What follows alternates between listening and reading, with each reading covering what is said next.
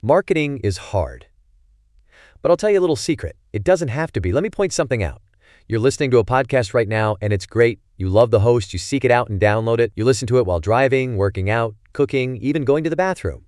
Podcasts are a pretty close companion. And this is a podcast ad. Did I get your attention?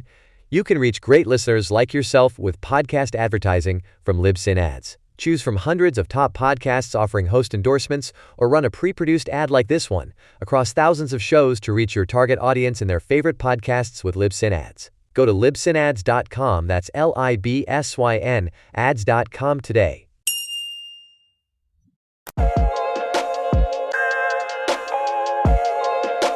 Welcome to Hacking Your ADHD. I'm your host, William Kerb, and I have ADHD. On this podcast, I dig into the tools, tactics, and best practices to help you work with your ADHD brain. This is the second part in the series on how to better manage your smartphone with your ADHD. You don't have to listen to part 1 to listen to this episode, but if you like this episode, I definitely recommend going back and listening to last week's episode as well. In that episode, we covered how we can limit the distractions that our smartphones can present, and also how to make it easier on our ADHD brains when we're setting up our phone. This week, we're going in a bit of a different direction. While smartphones can be easily distracting and endlessly entertaining, they also provide us with some great tools to help us manage our ADHD. In this episode, I'm going to be discussing a number of the apps I use to help me navigate my day. Since I use an iPhone, that means most of the apps I specifically discuss are going to be iPhone apps. However, I do try and provide alternatives for Android. Today, we're going to be exploring all the ways I use my phone to create reminders, take notes, and some tricks that make my phone even easier to use. If you'd like to follow along on the show notes page, you can find that at hackingyouradhd.com/ADHDphone2. Keep listening to find out more ways you can get the most out of your ADHD.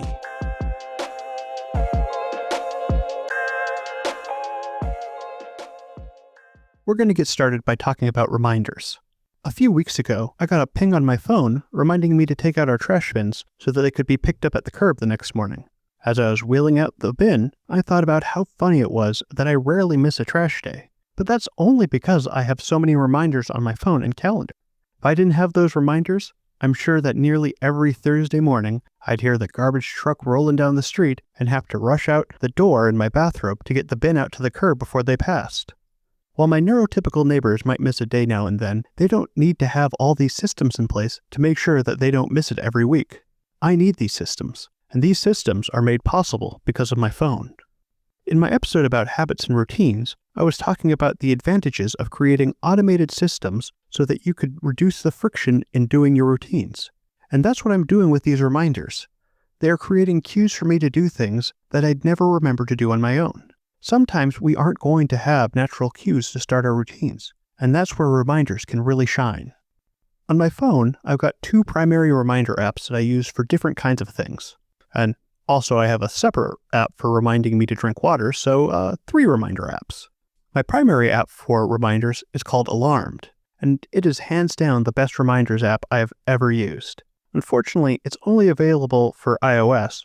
I use Alarmed for my daily and weekly repeating tasks. What makes Alarmed so powerful is all of its customization, but my favorite feature by far is Nag Me, which does precisely that.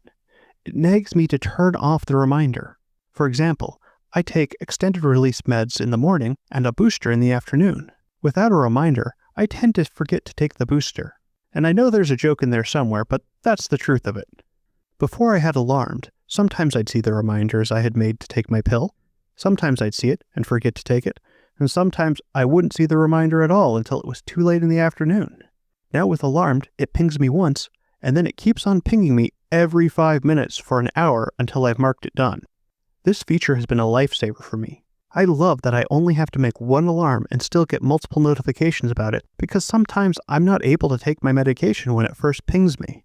Like if I'm driving to my office and I don't have my meds with me. With just one ping, I'd likely have forgotten I was supposed to take my meds by the time I got to my office. But with my alarm nagging me, I get that second, or third, or 7th reminder I need. And I know that you are thinking, man, that sounds super annoying. And yeah, it really is, but that's the point.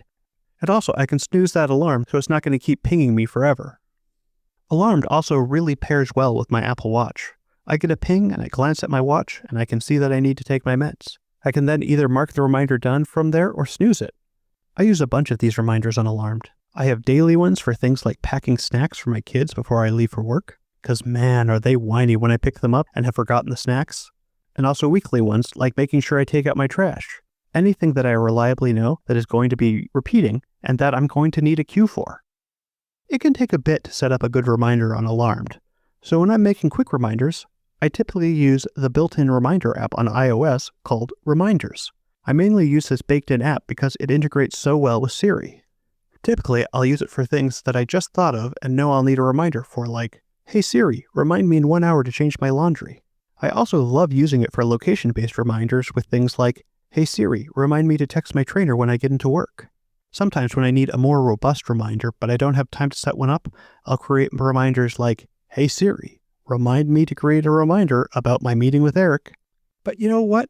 I messed up with that reminder there because it doesn't have a cue. If I actually wanted that reminder to be effective, I need to add something time or location-based, like "remind me this evening" or "remind me when I get home." Without that location or time cue, it's really easy to let those reminders fall into a black hole that I'll never look at.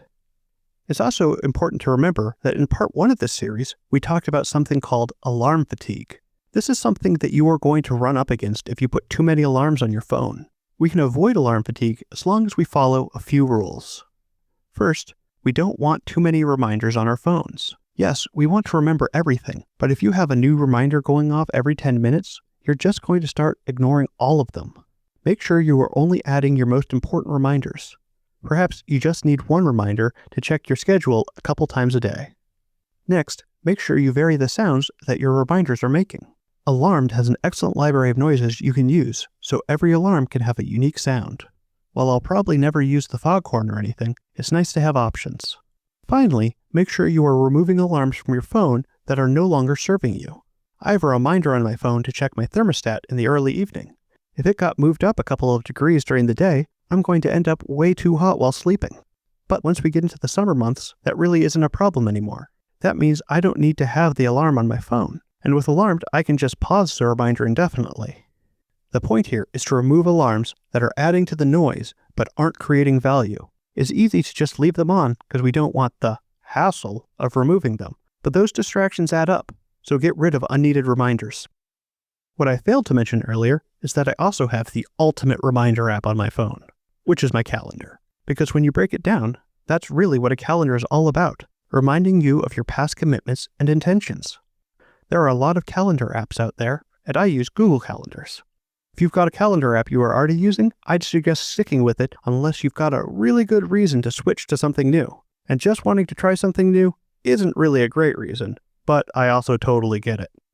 I'm probably going to do an entire episode on calendars at some point, but for now, let me just say that if you aren't already using a calendar, really look into starting. Having my calendar available on my phone is a godsend. One of the most significant advantages of having a digital calendar for me is that my wife can easily share her calendar with me. With a joint calendar, we can easily schedule things for ourselves and for our kids without too much worry of creating a conflict.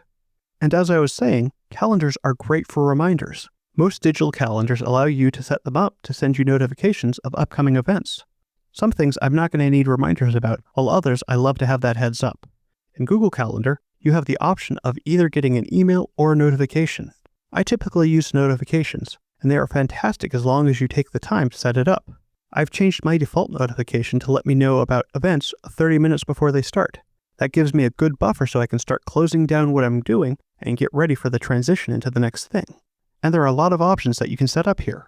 For example, I'm getting my car serviced next week, so I've got my calendar set up to not only ping me an hour before, but also the evening before, so that I can pack something to entertain me while I wait around in those uncomfortable seats. And for things like travel, I can have my calendar email me all the information I'm going to need on my trip. All you need to do is include it in your calendar's note section. The note section is excellent for really taking advantage of your calendar. If I've got something like a doctor's appointment, I'll include the location of the appointment and the name of who I'm supposed to be seeing. I've definitely shown up for appointments, had them ask who I was seeing, and then just had to stare at them because, Dr. What's-His-Face. Anyways, using the notes feature on your calendar to include all the relevant details really levels up your calendar because you don't get stuck with an event that you created 6 months ago but can't remember the context of. I'd be remiss if I didn't talk about my note-taking apps. I've got 2 primary apps that I use for notes. First, I've got Evernote. Since I use Evernote for all of my writing, it's kind of nice to always have with me. However, I don't actually use Evernote on my phone all that much. Recently, I've switched to using an app called Drafts, which is available for both iOS and Android. What makes Drafts incredible is that it opens up a blank page every time I open it. This feature alone sold me on the app because I can't tell you how many times I've had an idea that I wanted to write down, only to lose my train of thought in the process of opening up an app and then creating a new note. With Drafts, I just pop it open and I can start writing. It's not as great if I'm trying to work on something longer, although I did write nearly the entire Reviewing Your Year episode in Drafts while I was on a plane. I love having the space to write down my ideas, but the biggest pitfall of any note-taking system is that it's easy to forget that you wrote down anything in the first place. Sometimes I'd hear something in a podcast that I wanted to check out later, so I'd jot a quick note, and then it'd disappear into a vortex of me never looking at my notes. The good news is that there's an easy fix for this from earlier in the episode. In fact, we've got a couple of options, because all we need to do here is create a reminder to go through what you've written. Or you can one-up yourself and create a repeating event on your calendar for when you want to check your notes. I don't have a specific event for reading over what I've written anymore because I just include it in my weekly review on Fridays now. I try not to write time-sensitive information in drafts, so checking it once a week is fine. Anything that is time-sensitive needs an actual reminder or a calendar event. One of the most fun things I've learned about recently is the ability to create shortcuts on your phone that do several tasks in a row. For example, I have a shortcut on my phone that when I hit it, opens up my GPS, finds the ETA for me to get home, and then plugs that info into a message to my wife. All I have to do is hit a button, and I can quickly let my wife know when I'm about to be home. Right now I'm using the baked-in Shortcuts app for iOS, but you can also use an app called IFTTT, which stands for If This, Then That, and it works for both iOS and Android. IFTTT also has some great automation features that you can put on your computer. The basic idea here is that you can cut out some of the steps in your repeated processes. My favorite part is that you can create widgets to access these shortcuts quickly. On iOS, to access your widgets, simply swipe left from your home screen to access the Today view, and then if you scroll down to the bottom of that screen, you can customize what is on that page. The Today view is a great way to organize the information you want easy access to on your phone. My Today view starts with the weather, then my shortcut widgets, followed by my calendar and my activity score for the day. I've also got widgets for my screen time and GPS below that. But back to shortcuts. There are a lot of great quick shortcuts that you can create that I'd recommend checking out. Here are a couple examples of shortcuts that you could use. One to tell you when you need to leave to work so that you're not late. Email your schedule to yourself. Let people know how late you're going to be running. Send a time-delayed text. Get directions to the next thing on your calendar. Or timers for things you regularly need to time, like say the laundry, or for your coffee to brew.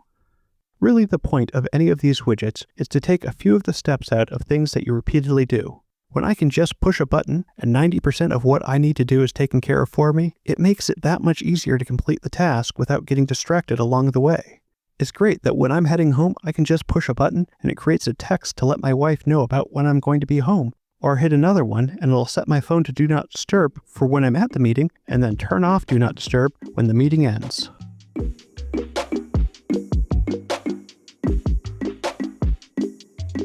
Thanks for sticking with me all the way to the end. I'd like to remind everyone that this was a 2-part episode, and if you haven't listened to the first episode yet, you can go check that out on your podcast player or find it at hackingyouradhd.com/ADHDphone. I hope you got a lot out of today's episode, and if you did, I'd really appreciate it if you'd leave a rating and review on your podcast player. Before you go though, let's do a quick rundown of today's top tips. 1. Make use of a reminder app on your phone. Make sure to use lots of different sounds and to create reoccurring reminders for things you need to be reminded of frequently. 2. Use your calendar as a reminder app as well. For all important events, make sure you have reminders well in advance so that you can plan for them ahead of time. 3. Get a good note-taking app for your phone and create a reminder to also look at the notes that you take throughout the week. 4. Take advantage of shortcuts on your phone so that you can do complicated tasks without getting distracted. And that's it for this episode. Thanks for listening. I mentioned a ton of my favorite apps in this episode. If you'd like links to all those or to a transcript of the show, you can go check out hackingyouradhd.com/ADHDphone followed by the number 2. If you've got feedback for me, I'd love to hear it. I read everything I get, and I'm actually getting better at responding. So if you've written in, thank you. You can reach me on Facebook, Instagram, and Twitter at HackingYourADHD, or you can connect with me over at hackingYourADHD.com/contact. It's been a pleasure, and until next time, stay curious.